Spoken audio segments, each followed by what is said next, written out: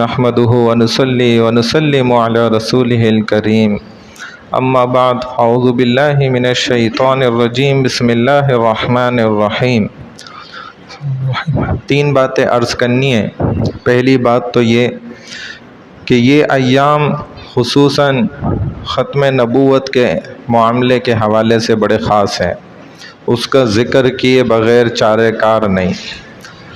تو رسول اللہ صلی اللہ علیہ وسلم کی ختم نبوت کیا ہے، اس کو سمجھنا بہت ضروری ہے۔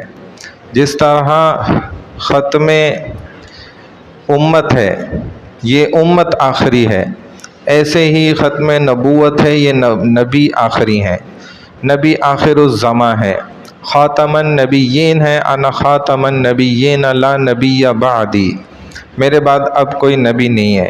کسی بھی اعتبار سے، جزوی اعتبار سے بھی کوئی نبوت کا ٹھیکیدار، حقدار نہیں کھڑا ہو سکتا۔ اگر کوئی دعویٰ کرے گا تو وہ دعوی کفر ہے، سیدھا سیدھا وہ شخص دائرہ اسلام سے باہر۔ جس طرح لا الہ الا اللہ محمد الرسول اللہ کی شق بنیاد ہے، اسی طرح ختم نبوت کی بھی شق بنیاد ہے۔ اگر اس پر ایمان نہیں ہے، یعنی کہ آپ رسول اللہ صلی اللہ علیہ وسلم کو آخری نبی نہیں مانتے، تو ایمان کے، اسلام کے دائرے سے باہر۔ دوسری بات، جو ہم نے آج کل ہلے گلے بنا لیے نا 12 ربیع الاول، قطعاً ان کی اجازت نہیں ہے۔ رسول اللہ صلی اللہ علیہ وسلم کی اپنی تعلیمات یہ ہرگز نہیں ہے۔ آپ تو وہ نبی ہیں جنہوں نے عورت کو گھر سے باہر نماز کے لیے نکلنے سے روک دیا، تو کیا ان ہلے گلوں کے لیے آپ اجازت دیتے؟ آپ خود سوچیں، اگر رسول صلی اللہ علیہ وسلم اس وقت سامنے آ جائیں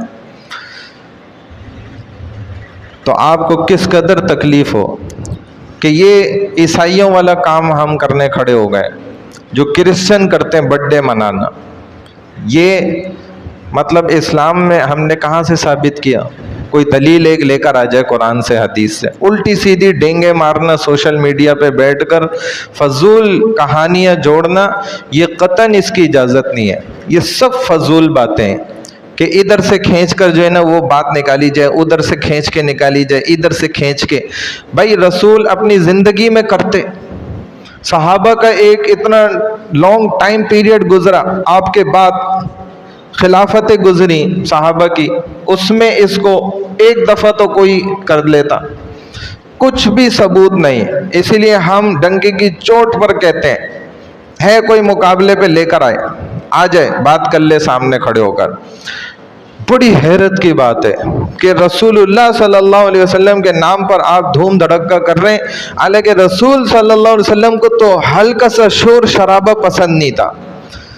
تو یہ دیے جلانا اور کمکمے جلانا اور لائٹیں لگانا اور بتیاں جلانا اور دیگے اور اپنی شہوتوں کو نعوذ باللہ پورا کرنا، جس طرح میں نے خود کل دیکھا کہ عورتوں کو کیسے مرد جو ہے ٹیک رہے ہیں، میں اب کیا لفظ استعمال کروں، میں نے اپنی آنکھوں سے دیکھا ہے۔ اگر آپ اندھے بن جائیں تو میں آپ کو آنکھیں نہیں دیکھ سکتا، خدا کی قسم، اللہ نے آپ کو آنکھ دی، آپ کھولیں دیکھیں۔ اور ہماری مطلب مسلمانوں کی عورتیں وہ کوئی یہود و نصارہ کی عورتیں نہیں ہیں جس کو وہ مرد جو ہے نا ہر جگہ سے، یہ مطلب تماشا لگا دیا ہم نے۔ حیرت ہے ہماری عقل کے اوپر، جہالت کے اوپر، لعنت ہے ایسی مسلمانیت کے اوپر، جدھر ہم خود اپنے ہاتھوں سے جو ہے نا یہ سارے کام کر رہے ہیں۔ تو اصل دیے جلانا، لائٹنگ کرنا اور یہ سارے کام کرنا کیا ہے کہ آپ اپنے بازاروں کو جھوٹ سے پاک کریں، دھوکہ دہی سے پاک کریں، لوگوں کو کم تول کے دینے سے اور ان کو بیوقوف بنانے سے، 2 نمبریاں کرنے سے، اس سے پاک کریں۔ بنائیں اپنے بازاروں کا ماحول کے نمازوں پہ شٹر گر جائیں، اور ہر بالغ بچہ سے لے کے بوڑھے مرد تک جو ہے وہ باجماعت نماز مسجد میں ادا کرے، ہر عورت اذان ہوتے ہی مصلی پہ نماز ادا کرے۔ پہلے یہ ماحول بنائیں، پھر آپ شریعت کی حدود میں رہتے ہوئے یہ سب بھی کریں تو دیکھی جائے گی۔ تو یہ تو کچھ نہیں ہو رہا، وہ سب کچھ ہو رہا ہے۔ یہ کون سا دین بھائی میں نے آپ نے بنایا اپنی مرضی کا؟ بڑا دل روتا ہے جب یہ چیزیں، یہ اوپر بیٹھے والے تو کاروباری لوگ ہیں، وہ تو اپنا بزنس کر رہے ہیں، لیکن اس بزنس کو پروموٹ کرنے والے ہمارے بیوقوف بیچارے چند مسلمان ہیں۔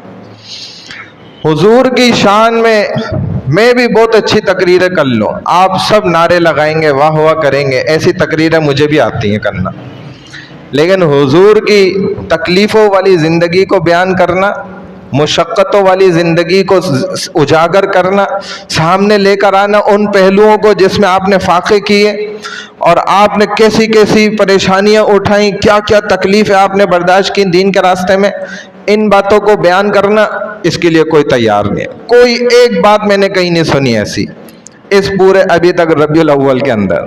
کتنی حیرت کی بات ہے، اللہ ہمیں بچائے۔ تیسری بات کہ بھائی غزہ والے بھی ہمارے مسلمان بھائی ہیں، ہم ان کا دکھ درد میں نا ہر اعتبار سے ان کے ساتھ ہیں۔ جو اس وقت یہودی نے طوفان مچایا ہوا ہے نا، یہ اس کا زور نہیں ہے، یہ ہماری کمزوری ہے جس کا وہ ناجائز فائدہ اٹھایا جا رہا ہے۔ تو ہم ہر اعتبار سے ان کے ساتھ ہیں۔ اگر ہمارا بس چلے نا تو جو ایک آخری حد بھی ہو نا ہم اس کو بھی پہنچ جائیں۔ یہ تو میرا آپ کا بس نہیں چل رہا، ورنہ اندر یہی آگ لگی ہونا ضروری ہے۔ اگر یہ آگ بجھ گئی تو سمجھیں کہ ہمارا بیڑا غرق، ستیہ ناس کنفرم ہے، پکا ہے۔ تو یہ ابھی بھی اپنے اندر نا یہ کام کرتے رہیں کہ ایک تو ان کا بائیکاٹ، دوسرا یہودی سے اندر سے نفرت اور اس کے لیے بد دعا۔ یہ اللہ والوں کا طریقہ ہے کہ اللہ چن چن کے ان یہودیوں کو نا آپ ہلاک کریں، چن چن کے ان کی نسلوں کو برباد کر دیں، ختم کر دیں۔ کیسے آفت مچائی ہوئی ہے، قیامت سے پہلے قیامت برپا کی ہوئی ہے۔ اللہ ہماری حفاظت فرمائے۔ سبحان اللہ و بحمدہ، سبحانک اللہم و بحمدک، نشہد ان لا الہ الا انت، نستغفرک و نتوب الیک۔ ہمارے ایک نمازی سعید بھائی ہیں، ان کی اہلیہ کی مغفرت کی دعا فرمائے، اللہ تعالیٰ ان کی مغفرت فرما دیں۔ یا اللہ ان کے تمام خطاؤں، لغزشوں، کوتاہیوں کو نیکیوں میں تبدیل فرما دیں۔ جنت الفردوس میں اعلیٰ مقام رسول اللہ صلی اللہ علیہ وسلم کا پڑوس نصیب فرما دیں۔ یا اللہ ان کو خوب اونچے درجات عطا فرما دیں۔ جتنے بھی مسلمان جہاں کہیں بھی پریشان حال ہیں، سب کی پریشانیوں کو دور فرما دیں۔ بیمار حال ہیں اللہ تمام کو صحت شفا کامل عاجلہ نصیب فرما دیں۔ اس دنیا سے رخصت ہو چکے ان تمام کی اللہ مغفرت فرما دیں، ان کے درجات کو خوب بلند فرما دیں۔ یا اللہ ختم نبوت کے عقیدے کو ہمیں صحیح طور پر سمجھنے کی اور اس کی محنت میں لگنے کی توفیق عطا فرما دیں۔ یا اللہ غزہ والے ہمارے مسلمان بھائی ہیں، اللہ ان پر کیسے جو ہے قیامت توڑی جا رہی ہے۔ یا اللہ ہم بے بس ہیں، اللہ سب کچھ کرنا چاہتے ہیں پھر بھی کچھ نہیں کر پاتے۔ یا اللہ اس جرم عظیم پر ہم سب کو معاف فرما دیجئے، اور یا اللہ جو ہم سے ہو سکتا ہے یا اللہ وہ ہم سب کو کرنے کی توفیق عطا فرما دیں۔ یا اللہ رسول اللہ صلی اللہ علیہ وسلم کی زندگی کا جو اصل مقصد ہے یا اللہ اس پر ہم سب کو عمل کرنے کی توفیق عطا فرما دیں۔ یا اللہ جو ہم نے من چاہی طریقے اپنائے ہوئے ہیں، جن بدعات میں اللہ ہم اس وقت ڈوبے ہوئے ہیں، اللہ ان سب سے ہمیں بچا لیجئے۔ یا اللہ ہماری تمام دعاؤں کو، نیک حاجات کو اپنی بارگاہ عظیم میں قبول و منظور فرما لیجئے۔ سبحان اللہ و بحمدہ، سبحانک اللہم و بحمدک، نشہد ان لا الہ الا انت، نستغفرک و نتوب الیک، برحمتک یا ارحم الراحمین۔